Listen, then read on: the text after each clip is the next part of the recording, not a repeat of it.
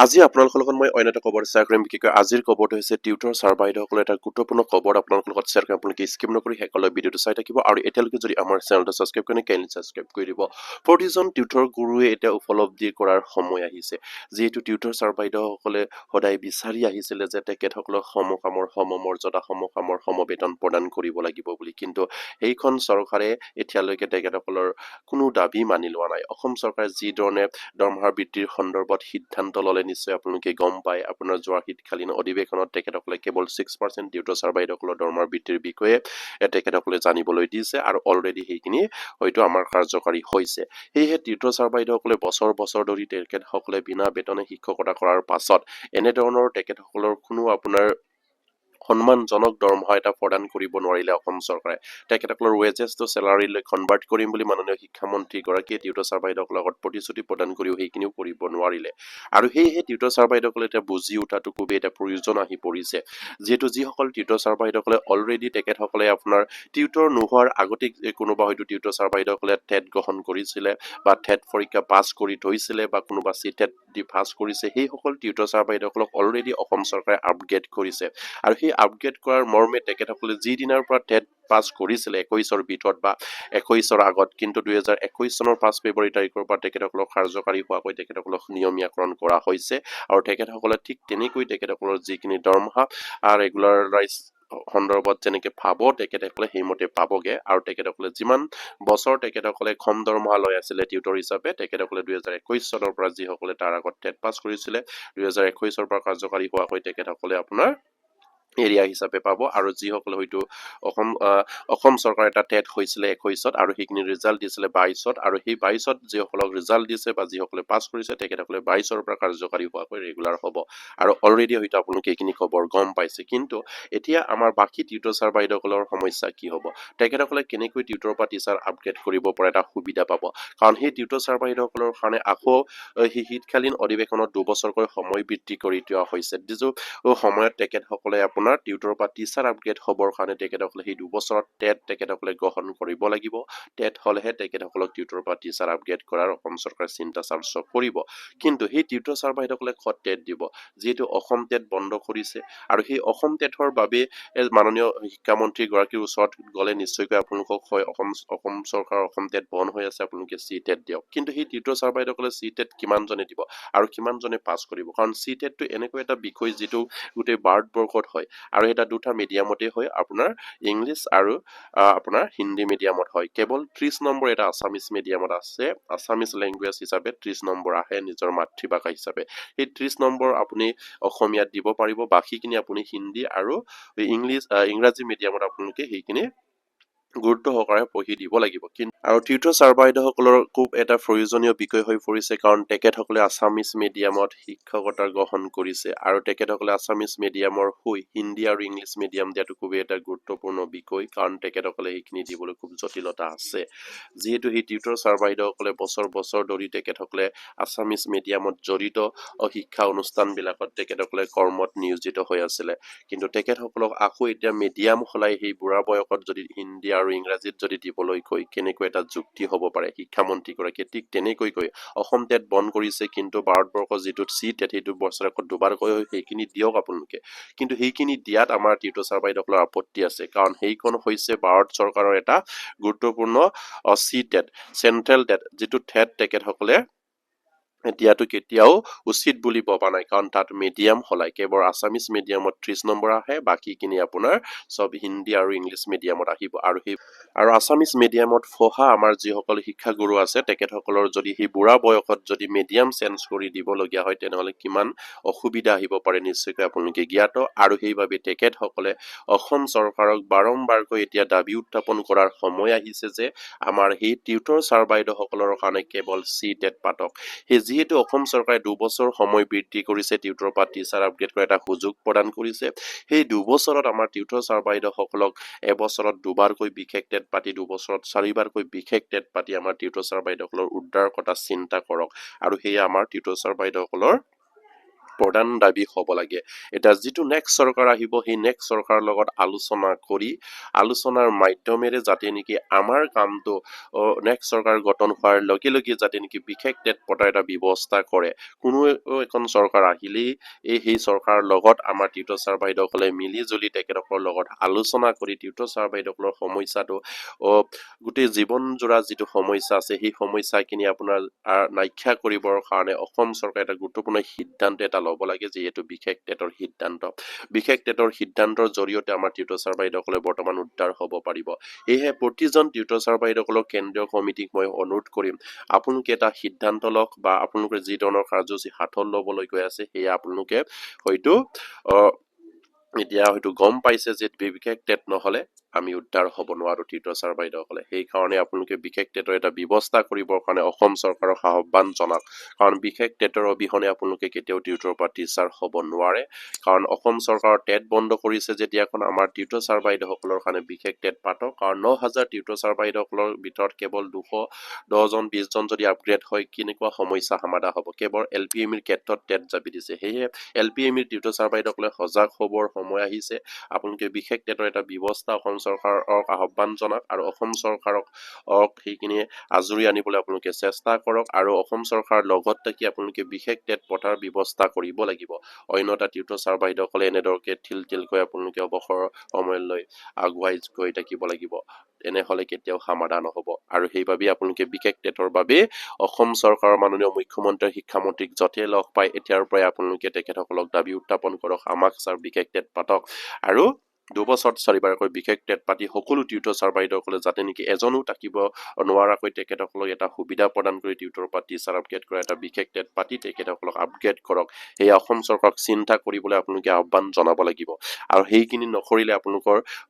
গোটেইবাৰ জীৱন যদি আপোনালোকে টিউটৰ হৈ অৱসৰ গ্ৰহণ কৰিব লাগিব সেয়েহে প্ৰতিজন টিউটৰ গুৰুক মই অনুৰোধ কৰিছো আপোনালোকে বিশেষ টেট এটাৰ ব্যৱস্থা অসম চৰকাৰক আহ্বান জনাওক আৰু প্ৰতি বছৰে দুবাৰকৈ বিশেষ টেট অনুষ্ঠিত কৰক আৰু যিখিনি অসম চৰকাৰে টিউটৰ আপগ্ৰেড হ'বৰ কাৰণে সময়সীমা বৃদ্ধি কৰিছে এঠাতকৈ আৰু সময়সীমা বৃদ্ধি কৰক আৰু টিউটৰ ছাৰ বাইদেউসকলক এজনো টিউটৰ হৈ নথকাকৈ তেখেতসকলে সেই যিখিনি প্ৰক্ৰিয়া যিখিনি বিশেষ টেটৰ জৰিয়তে তেখেতসকলক উত্তীৰ্ণ হৈ এটা সুযোগ প্ৰদান কৰি তেখেতসকলক যেন টিউটৰ পৰা টিচাৰ আপগ্ৰেড কৰে এটা সুবিধা দিয়ক সেয়া আপোনালোকে অসম চৰকাৰৰ লগত মিলি আপোনালোকে আহ্বান জনাওক আৰু নতুনকৈ যি এটা কমিটি গঠন কৰিবলৈ গৈ আছে যিটো কমিটিৰ জৰিয়তে হয়তো বিশেষ টেটৰ ব্যৱস্থাৰ কাৰণে তেখেতসকলে জোৰদাৰ লাগিব বুলি অলৰেডি জানিব পাৰিছো আৰু তেখেতসকলেও যাতে নেকি সেইখিনি আগুৱাই যাওক আপোনালোকে বিশেষ টেটৰ ব্যৱস্থা কৰাবৰ কাৰণে অসম চৰকাৰৰ লগত অসমৰ শিক্ষামন্ত্ৰী মুখ্যমন্ত্ৰীক বাৰম্বাৰকৈ এতিয়াৰ পৰাই আপোনালোকে আলোচনাত মিলিত হওক কাৰণ বিশেষ টেটৰ অবিহনে টিউটৰটো টিচাৰ হোৱাটো এতিয়া জটিলতা আহিছে আৰু অলৰেডি মাননীয় মুখ্যমন্ত্ৰী আৰু শিক্ষামন্ত্ৰীয়ে সেইখিনি আমাৰ কাৰণে জটিলতা কৰি ৰাখিছে যদিহে তেখেতসকলে মানৱীয়তাৰ খাতিৰত যদি বিশেষ টেটৰ প্ৰয়োজন নাই কোনো টেটৰ প্ৰয়োজন নাই আপোনালোকৰ এক্সপেন্সৰ ভিত্তিত যিহেতু 5 বছৰ হিচাপে টিউটৰ হ'ল আৰু 2 বছৰ হিচাপে যদি টিউটৰ হয় আপোনালোকক টিউটৰ পৰা টিচাৰ আপগ্ৰেড কৰা এটা যদি আইন বনাই তেনেহলে এইটো এটা বেলেগ কথা হ'ব কিন্তু যেতিয়ালৈকে সেইখন আইন সংশোধনী নকৰে 2014 চনৰ আইনখন টেটৰ যিটো সমস্যা সেইখিনি যেতিয়ালৈকে নাইকিয়া নকৰে তেতিয়ালৈকে আপোনালোকে টিউটৰ হৈয়ে থাকিব লাগিব আৰু সেইবাবে আপোনালোকে অসম চৰকাৰে যিহেতু আপোনালোকক নিযুক্তিৰ সময়ৰ পৰা বৰ্তমানলৈকে টেট বন্ধ কৰিছে অসম টেট আৰু সেই অসম টেটখন যদি অসম চৰকাৰে নাপাতে তেনেহলে টিউটৰ ছাৰ বাইদেউসকলৰ কাৰণে বিশেষ টেটৰ ব্যৱস্থা কৰি আপগ্ৰেডৰ প্ৰক্ৰিয়াটো আৰম্ভ কৰিবৰ কাৰণে তেখেতসকলক দাবী উত্থাপন কৰিব লাগে আৰু তাত 40জন টিউটৰ ছাৰ বাইদেউসকলে নিজৰ সমস্যাখিনি সমাধান কৰাৰ এটা সুযোগ সুবিধা বুজি আমি সেইখিনি বিচাৰিব লাগিব আৰু তেতিয়া নিশ্চয়কৈ আমাৰ সকলো টিউটৰ ছাৰ বাইদেউসকলে আপগ্ৰেডৰ এটা সুযোগ পাব আৰু তাত আমাৰ এঠাই দাবী হ'ব লাগে বিশেষ টেট পাতক আৰু বিশেষ টেটৰ জৰিয়তে সকলো টিউটৰ ছাৰ বাইদেউসকলক উত্তীৰ্ণ হোৱাৰ এটা সুযোগ প্ৰদান কৰক আৰু তেখেতসকলক টিউটৰ পৰা টিচাৰ আপগ্ৰেড কৰাৰ এটা সুবিধা প্ৰদান কৰক সেয়া মেইন দাবী উত্থাপন কৰিব লাগে LPMৰ ক্ষেত্ৰত যিহেতু অসম চৰকাৰে এতিয়ালৈকে আপোনালোকৰ দাবীবিলাক মানি লোৱা নাই তেখেতসকলে নিজৰ ইচ্ছামতে দৰমহা বৃদ্ধি কৰিছে যিহেতু আপোনালোকৰ দৰমহা 30-35 হাজাৰলৈকে বৃদ্ধি কৰিম বুলি মাননীয় শিক্ষামন্ত্ৰীয়ে প্ৰতিশ্ৰুতি প্ৰদান কৰি কিন্তু সেয়া কৰিব নোৱাৰিলে যিখিনি দৰমহা সেই দৰমহাৰ ওপৰতে 6% বৃদ্ধি কৰিব আৰু সেই বৃদ্ধিৰ যিটো আপোনালোকে বিচাৰিছিল সেইটোতো নহলেই আৰু সেইবাবে আপোনালোকে বিনা টেট কৰিলেও আপোনালোকৰ সমস্যা সমাধান নহব আৰু সেইবাবে আপোনালোকে চৰকাৰৰ লগত মিলি যাতে নেকি বিশেষ এটা ব্যৱস্থা কৰিবৰ কাৰণে মাননীয় মুখ্যমন্ত্ৰী শিক্ষামন্ত্ৰীক জোৰে অনুৰোধ কৰিব লাগিব আৰু নতুনকৈ যিবিলাক কমিটি হ'বলৈ গৈ আছে তেখেতসকলৰ এটাই উদ্দেশ্য যে আমাৰ টিউটৰ ছাৰ্ভাইডক কেনেকৈ উদ্ধাৰ কৰিব পাৰে অসম চৰকাৰৰ লগত মিলি বিশেষ টেটৰ এটা সিদ্ধান্ত গ্ৰহণ কৰাব পাৰে সেয়া তেখেতসকলৰ চিন্তা চৰ্চ লৈ আহিছে তেখেতসকলে আৰু সেইখন কমিটি হয়তো পূৰ্ণাংগভাৱে গঠন হোৱা নাই নিশ্চয়কৈ গঠন হ'ব তাত সকলো টিউটৰ ছাৰ্ভাইডসকলক সহায় সহযোগিতা কৰিবৰ কাৰণে যিসকল বিষয়াই তেখেতসকলে আগবাঢ়ি আহিছে তেখেতসকলে সেইখিনি অনুৰোধ জনাইছে আৰু প্ৰতিগৰাকী টিউটৰ ছাৰ্ভাইডসকলে এটা বুজি উঠাৰ সময় হৈছে বিশেষ টেটৰ অবিহনে আপোনালোকে টিউটৰটো টিচাৰ হ'ব নোৱাৰে সেইবাবে আপোনালোকে বিশেষ টেটৰ এটা ব্যৱস্থা কৰিবৰ কাৰণে দাবী উত্থাপন কৰক আৰু সেই বিশেষ টেটত এটা পইণ্ট থাকিব লাগে যিহেতু সেই টিউটৰ ছাৰ্ভাইডসকলে বছৰ বছৰ ধৰি কৰ্মত নিয়োজিত হৈ আছিলে আৰু চৰকাৰী হিচাপে তেখেতসকলে 5 বছৰ এক্সপেৰিয়েঞ্চৰ ভিত্তিত সেই টিউটৰ ছাৰ্ভাইডসকলক 50% ৰেহাই দি তেখেতসকলক টিউটৰ বা টিচাৰ কৰাত যিখিনি আপোনাৰ বিশেষ টেট হ'ব সেই বিশেষ টেটত আপোনাৰ আমাৰ টিউটৰ ছাৰ্ভাইডসকলক উত্তীৰ্ণ হ'বৰ কাৰণে নিশ্চয়কৈ 90 নম্বৰ লাগিব সেই 90 নম্বৰৰ পৰা আপোনাৰ 50% আমাক এক্সপেৰিয়েঞ্চৰ ভিত্তিত প্ৰদান কৰিবৰ কাৰণে দাবী উত্থাপন কৰি বিশেষ টেট পতাৰ এটা ব্যৱস্থা কৰিব লাগে আৰু সেই ব্যৱস্থাৰ জৰিয়তে যাতে নেকি টিউটৰসকল উদ্ধাৰ হ'ব পাৰে সেয়ে কামনা কৰিছো কাৰণ আমাৰ বহুতো বয়োজ্যেষ্ঠ আমাৰ টিউটৰ্ছ গুৰু আছে তেখেতসকলৰ কথা চিন্তা কৰি সকলোৰে কথা চিন্তা কৰি আমি 50% ৰেহাই দিয়াৰ ব্যৱস্থা কৰিবৰ কাৰণে বিশেষ টেট পাতিলেও আমি দাবী উত্থাপন কৰিব লাগিব আমাৰ দাবী হৈছে বিশেষ টেট আৰু বিশেষ টেটত যিটো আপোনাৰ উত্তীৰ্ণৰ হাৰ সেইখিনি হৈছে 90 নম্বৰ আৰু সেই 90 নম্বৰৰ পৰা টিউটৰ ছাৰ্ভাইডসকলক এক্সপেৰিয়েঞ্চৰ ভিত্তিত 50% ৰেহাই দিলে আপোনাক 45 নম্বৰ লাগিব আৰু সেই 45 নম্বৰ আপোনালোকৰ পালৰ পৰা আপোনালোকে দিব আৰু চৰকাৰৰ পালৰ পৰা সেই 45 নম্বৰ আমাৰ কাৰণে দিব লাগিব বুলি আপোনালোকে দাবী উত্থাপন কৰিব লাগিব আৰু হেয়া চৰকাৰৰ লগত মিলি আপোনালোকে এইখিনি কাম কৰিবলৈ এটা সুযোগ বিচাৰক আৰু তেতিয়া আপোনালোকৰ যিখিনি সমস্যা আছে সেই সমস্যাখিনি নাইকিয়া হ'ব কাৰণ আপোনালোকৰ বহুতো বয়োজ্যেষ্ঠ টিউটৰ ছাৰ্ভাইডসকল আছে কাৰোবাৰ হয়তো 2 বছৰ 3 বছৰ 4 বছৰ 5 বছৰ আছে তেখেতসকলেও সেই টেটটো উত্তীৰ্ণ হ'ব লাগিব আৰু সেই সকলোৰে কথা চিন্তা কৰি যিহেতু আপোনালোকে সেই যিখিনি উত্তীৰ্ণৰ যিখিনি